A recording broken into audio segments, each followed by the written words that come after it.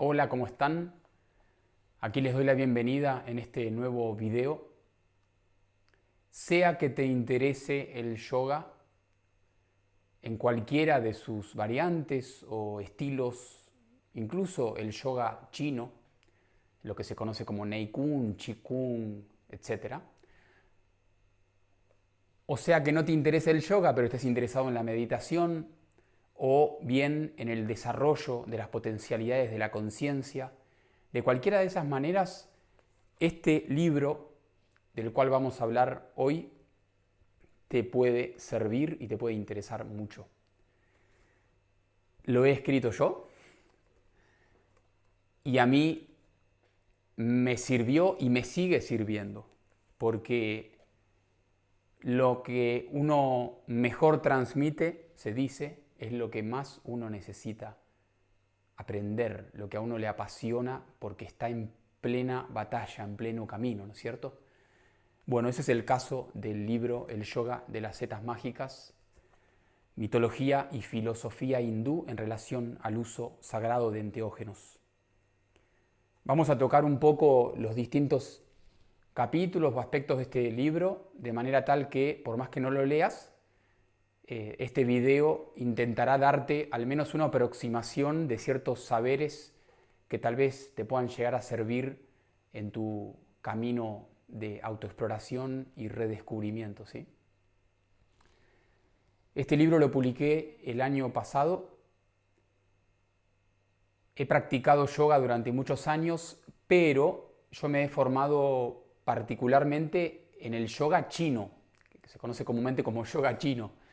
Me he formado en medicina tradicional china, en artes marciales chinos, en una rama de Kung Fu que se conoce como Tao Chuan o Lien Chi. Y soy un amante y un practicante de Neikun, Qigong, Tai Chi y todas las distintas ramas que engloban lo que se conoce como yoga chino.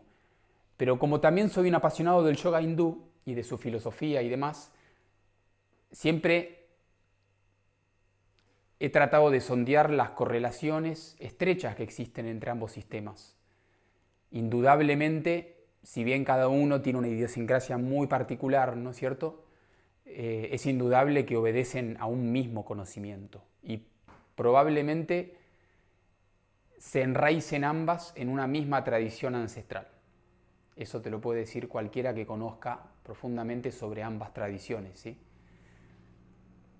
Entonces, ¿por qué el yoga de las setas mágicas? Y acá me meto en un terreno que es polémico, pero que por fortuna hoy, gracias a los avances de la ciencia y de la medicina en torno a estas cuestiones de las drogas psicodélicas, el prejuicio está atenuándose de alguna manera.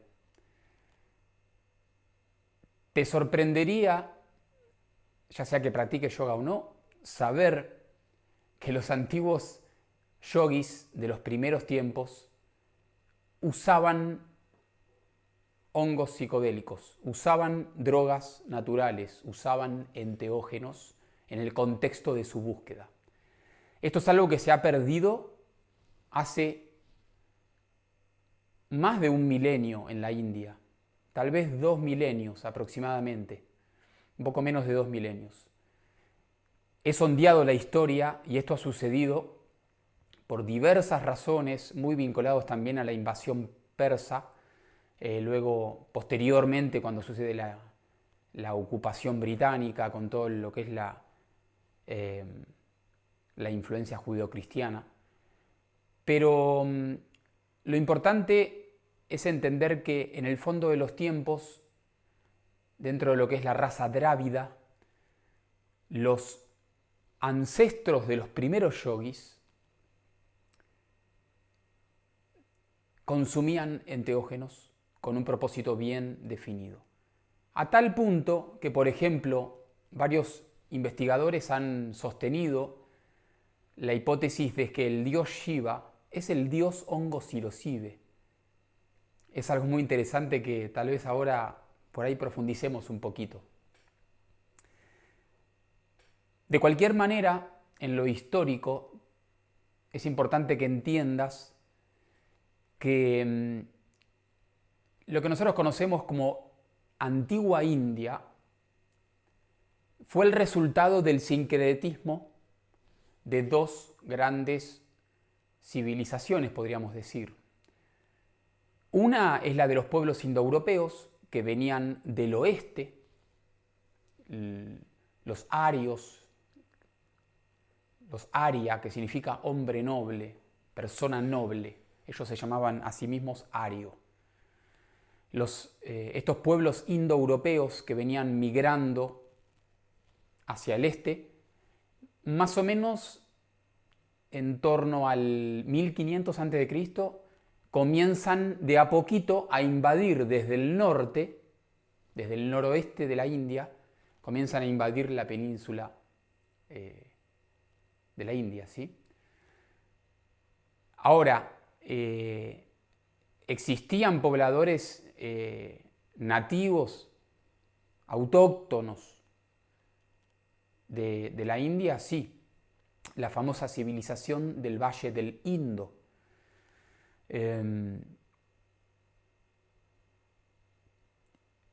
Tanto unos como otros, es decir, invasores e invadidos, tenían una ciencia enteogénica bien desarrollada.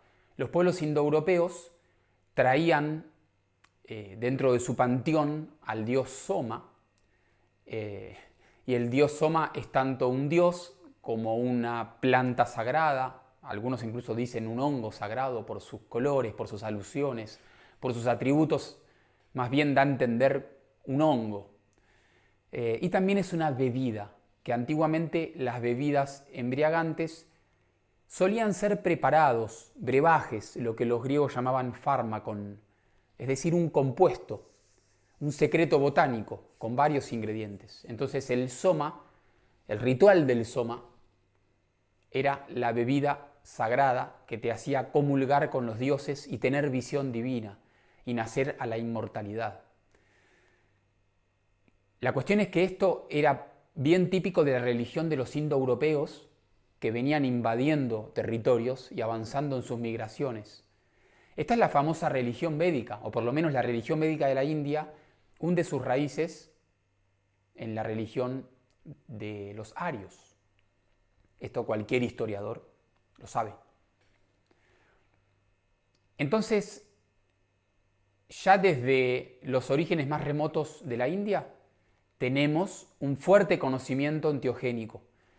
El investigador y etnomicólogo, etnobotánico Robert Gordon Wasson ha postulado que el soma, el principio activo del soma, era la manita muscaria, que es un hongo con propiedades psicodélicas.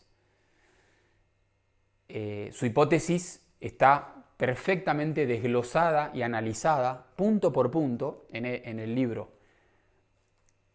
A muchos estudiosos les ha fascinado la hipótesis porque cuando uno tiene 5, 8, 12 dedos que apuntan en una dirección, evidentemente la dirección es razonable, ¿no es cierto? Es una hipótesis razonable. Eso es lo que es la hipótesis de Wasson en torno al soma, y por eso ha gustado mucho en el ámbito académico, sanscritistas, arqueólogos, filólogos. La cuestión es que los que estaban siendo invadidos, que eran principalmente la etnia drávida, los pobladores locales de la civilización del Valle del Indo, que ya tenían miles de años, y que se ha constatado en recientes descubrimientos arqueológicos, por ejemplo en la ciudad de Harappa y en la ciudad de Mohenjo-Daro, que tenían un esplendor similar al de Egipto y al de Sumer, en tiempos, estamos hablando de 3000 o 4000 a.C. Ya se encontraron en esas ciudades antiquísimas inscripciones en monedas, en escudos y demás, de el dios Shiva, sentado en la postura del loto, generalmente con el falo, que era un gran símbolo shivaísta, meditando. Entonces, el shivaísmo, del cual viene la tradición yoga, tantra y samkhya, que se sabe perfectamente que antiguamente eran una sola tradición, posteriormente se escindieron, esta tradición estaba intacta y era, podríamos decir, la religión autóctona de los proto-yogis, o sea, los ancestros de los primeros yogis, ¿entienden? Obviamente poco y nada sabemos, muy poquito sabemos de estos proto-yogis, pero en mi libro yo trato de sondear que tirando del hilo se puede investigar mucho, reuniendo evidencias y demás. Cuestión es que estos yogis ancestrales que posteriormente fueron invadidos por los arios, que traían su religión védica, también tenían su bebida antiogénica. Y según algunos investigadores, como por ejemplo el escritor budista Mike Crowley, que escribió un libro que no está traducido al español, que se llama Drogas secretas en el budismo, él sostiene la hipótesis razonable de que el dios Shiva antiguamente estaba especialmente vinculado al consumo ritual del hongo psilocibe, el hongo rico en psilocibina. Si quieren, en un ratito ampliamos un poco esa idea. Repito, al igual que Soma, acá está bien detallado en dos carillitas lo que resume Crowley, fortalecido y nutrido con otras evidencias de mi propia cosecha, a tal punto que después uno no hay forma de no asumir que Shiva, por lo menos antiguamente, estaba estrechamente vinculado al uso de enteógenos. Pero entonces los drávidas locales del Indo, al igual que sus invasores, ambos tenían un ritual enteogénico enmarcado en su religión, enmarcado en su camino espiritual.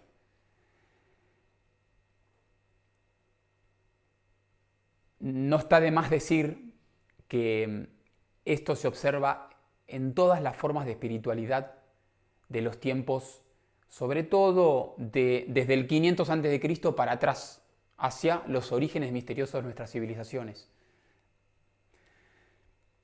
Entre el 4000 a.C., 5000, depende de la zona, hasta el 1500 a.C. y luego en un periodo que va en un declive hasta el 500 a.C., todas las tradiciones espirituales en general usaban enteógenos. Eso lo demuestro en Enteogénesis. Pero ahora estamos focalizados en la India. Cuando sucede el sincretismo entre los indoeuropeos, los arios, esto sucede más o menos en el 1500 a.C., en un periodo gradual de guerras, de invasiones y de oleadas, ¿sí? Y se extiende desde el 1500 hasta el 500 a.C., más o menos. Finalmente terminan haciendo un sincretismo, y como sucede generalmente con todas las invasiones de la historia, terminan casándose entre ellos, terminan eventualmente amigándose entre ellos con el paso de las generaciones, ¿no? Y lo que empezó tal vez siendo muy conflictivo y belicoso, termina siendo simplemente una nueva cultura con características propias del sincretismo, de la fusión de sus culturas madre y padre, podríamos decir, ¿no? En este caso, la civilización del Valle del Indo, los drávidas y los arios, los indoeuropeos. Entonces, lo que nosotros conocemos como India antigua, que viene tal vez un poquito después del periodo védico, ¿sí? En lo que se conoce como el periodo puránico. El hinduismo, estudiar la historia del hinduismo, es de alguna manera ya estar hablando del sincretismo. O sea, es algo posterior. Entonces empieza a tomar una gran fuerza en el 500 a.C., después en el siglo IV, III, II a.C., el hinduismo antiguo. Patanjali, que algunos dicen que es el creador del yoga, en realidad él estaba ordenando, sistematizando, dándole una nueva vuelta de rosca de acuerdo a las nuevas épocas, a una tradición que él había aprendido de su abuelo, Hiranyagarbha, y esto él lo explicita. Entonces él no inventó el yoga, él lo ordenó, lo sistematizó, porque como bien saben muchos historiadores, el yoga es eminentemente drávida. Es pre-hinduista. Fíjense lo antiguo que es, ¿no? Obviamente que las modernas versiones del yoga, incluso las que están en la India, depende obviamente de la secta y del grupo que uno enfoque, estamos hablando siempre de un yoga moderno, ni que hablar del yoga occidentalizado, ¿no es cierto?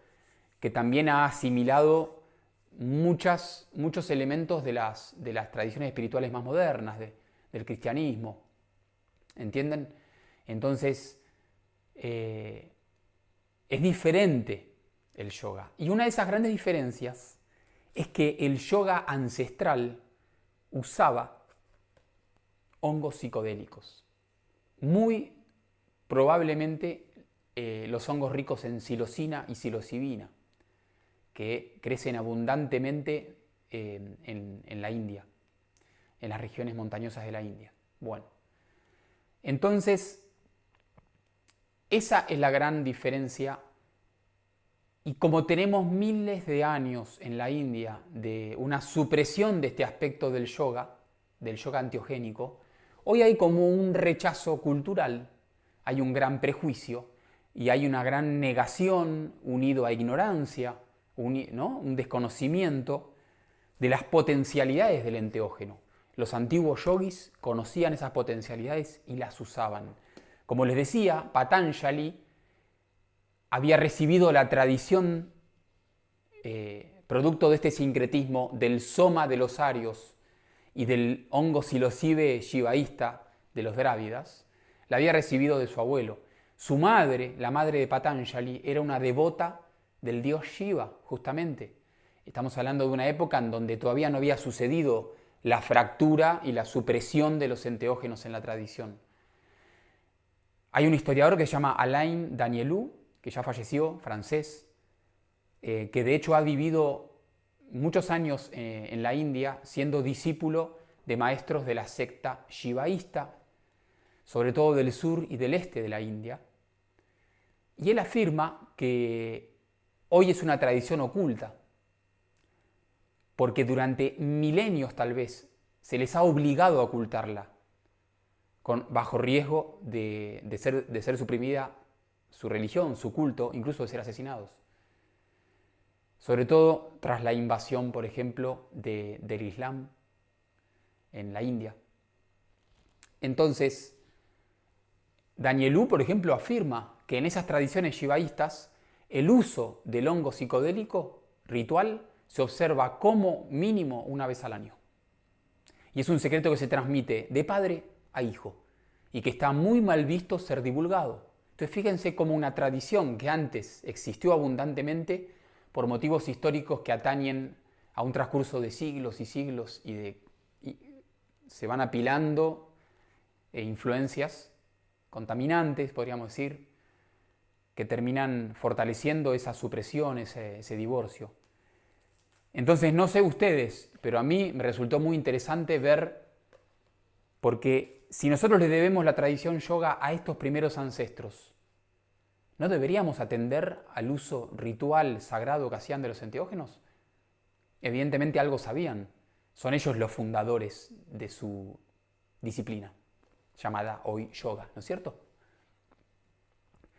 En el libro, obviamente, explico con lujo de detalles el tremendo potencial que encierra el uso de enteógenos para alguien que, sea que practique yoga o practique cualquier sistema de meditación, o sea que le interese el desarrollo de las potencialidades de la conciencia, encierran los enteógenos un gran potencial de desarrollo interior, ¿no es cierto?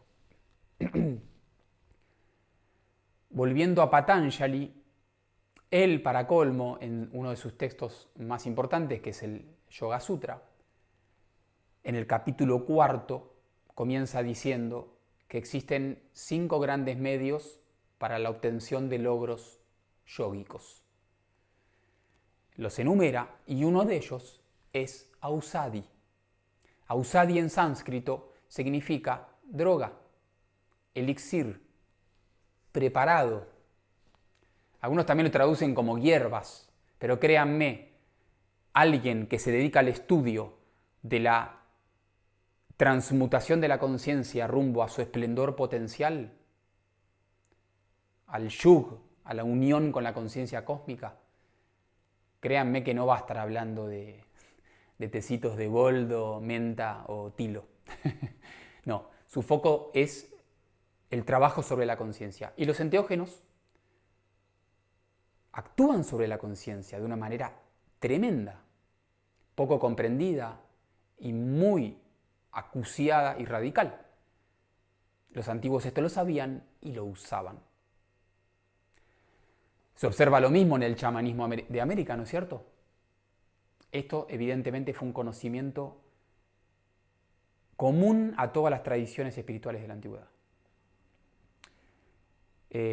Hay comentaristas, les puedo citar un gran maestro yogi actual que es Iyengar, en donde en su libro Luz sobre los Yoga Sutras de Patanjali, él toca este tema. Es un tema polémico que incluso en la India ya es culturalmente mal visto. Fíjense, ¿no?, lo que ha sucedido. Hoy está volviendo de la mano de la ciencia, de la mano de la psiquiatría y la psicología. Ese es otro tema. Pero Iyengar, cuando toca el tema de los ausadi, cuenta que se sabe en la India desde tiempos antiguos que a los yogis que usaban drogas, que actúan sobre la conciencia, se les llamaba ausada yogi. Los yogis que usan drogas. Y él, si bien no profundiza en el tema, porque evidentemente es un tema polémico, que puede llegar a perjudicar la carrera de muchas personas, el nombre, el prestigio, ¿no? Es un tema que está mal visto todavía. Entonces es mejor no meterse para no comprometerse. A mí eso me importa un bledo. Como habrán visto, no tengo nada que perder. Soy simplemente alguien que le apasiona la búsqueda, investigar, conocer y compartir. Iyengar, como les decía, cuando toca el tema de los ausadi, de los ausada yogi, habla justamente de Aldous Huxley, del LSD, ¿no? Empieza a meterse en el tema de los psicodélicos. Fíjense, en el libro Luz sobre los Yoga Sutras, de Iyengar. Pero bueno, como verán, esto forma parte de un movimiento de tratar de volver a las raíces, a las fuentes. Y las instituciones que se han cristalizado, sacando grandes beneficios de ello, ¿no? Ojo, no lo estoy criticando ni condenando, simplemente estoy enunciando un hecho. Las instituciones que se han cristalizado sobre la base de paradigmas más recientes en la historia, no le interesa o no le conviene mucho este retorno a las fuentes, ¿no es cierto? En general las instituciones se resienten al cambio. Eso es algo históricamente evidente. Entonces, analizamos en el libro la influencia del producto del sincretismo, como les decía. Analizo y estudio la influencia propiamente dravidiana que tiene que ver con el shivaísmo, con el dios Hongo Silosive, con Shiva, que es Nilakanta, el cuello azul, y se explica por qué azul, ¿cierto? No sé si habrán visto las imágenes de los hongos Silosive cosechados, que son azules, sobre todo en su cuello. En sánscrito cuello significa, se dice kanda. Entonces Nilakanta es un juego de palabras que también puede significar cuello azul, porque la parte angosta, la constricción, el cuello en una planta es el tallo, en un hongo es el tallo. De hecho, los juegos de palabras en el sánscrito son muy comunes. Entonces, Nilakanta o Nilakanda, es decir, el cuello azul, el tallo azul, cuando uno cultiva, esto lo sabe cualquier cultivador de Silosive, cuando uno lo cosecha, sobre todo si se magulla su tallo, en las zonas en donde se magulla se inicia una degradación enzimática que al cabo de unos minutos termina dando una coloración nítidamente azulada. Entonces, si uno atiende a las leyendas de por qué Shiva tiene un color azul, se habla de su cuello azul, el famoso Nilakanta. Y obviamente la leyenda habla del consumo de un enteógeno, que ya para los tiempos del sincretismo de la India se le llamaba Amrita. Entiendo, muchos me lo han dicho y yo lo sé perfectamente. Amrita también tiene un valor psicológico, etérico, podríamos decir, ¿no? Las energías finas resultantes del trabajo interior. Pero hunde sus raíces en algo un poco más concreto también, que no quita el hecho de que tenga un valor simbólico. Entonces, respecto del soma védico, la evidencia también es enorme. Yo recopilo las evidencias más fuertes que hay, en donde también era un hongo, pero era un hongo que necesitaba por ahí unos conocimientos botánicos más precisos para poder extraer su principio activo y que no sea tóxico, porque utilizaban el hongo psicodélico de la Manita muscaria. Esto también se replicó en lo que posteriormente se convirtió en Persia, porque los indoeuropeos en su avance hacia el este, desde el oeste, primeramente se instalaron en la zona donde luego fue Persia, ¿no?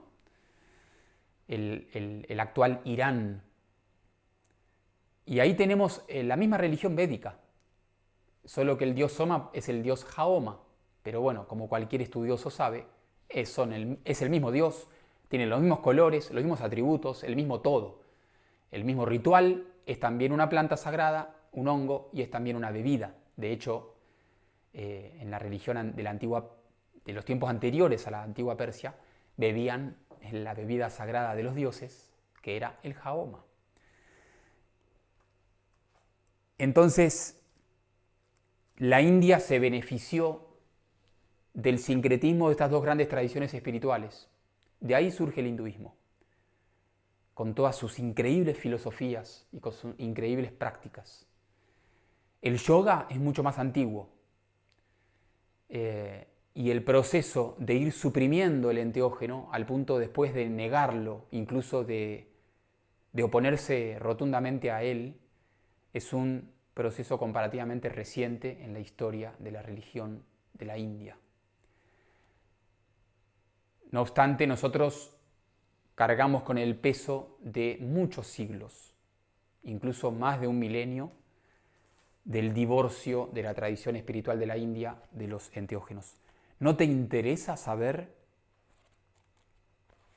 qué conocían los antiguos, cómo lo usaban, qué evidencia disponemos al respecto y cómo podemos usarlo sabiamente, inteligentemente, estando más seguros o más tranquilos que estamos haciendo las cosas bien gracias a la evidencia científica y médica moderna?